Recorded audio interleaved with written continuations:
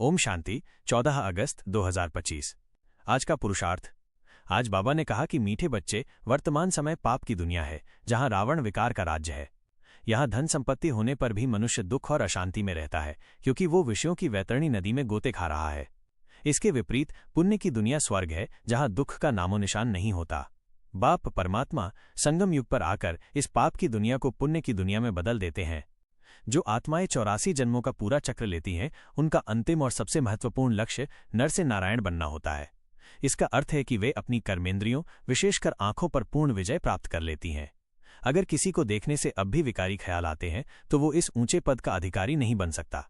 परमात्मा को याद करना और पवित्र बनना, यही इस पुरुषार्थ का आधार है। केवल याद करने से ही आत्मा के जन्म जन्मांतर के पाप विकर्म भस्म होते हैं और वो पावन बनती है।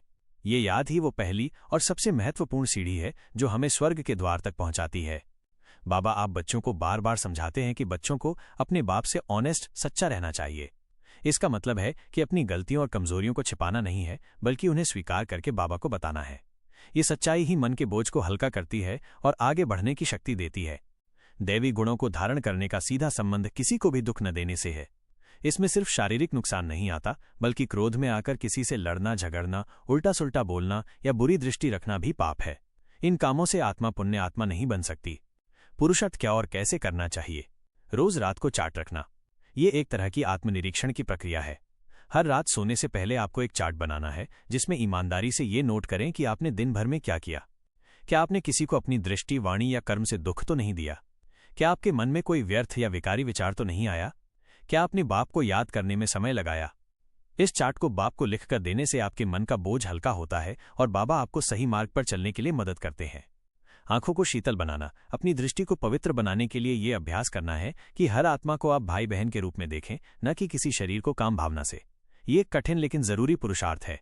जब तक आप आंखों पर जीत नहीं पाते, तब तक कर्मातीत अवस्था, कर्मों से परे की अवस्था को प्राप्त नहीं कर सकते।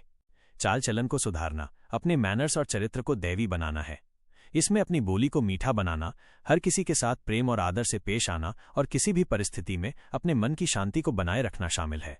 काम, क्रोध, लोभ जैसे विकारों के वश होकर कोई पाप कर्म नहीं करना है। अविनाशी खुशी का लक्ष्य, आपका लक्ष्य केवल कुछ देर की खुशी नहीं, बल्कि अविनाशी खुशी को प्राप्त करना है।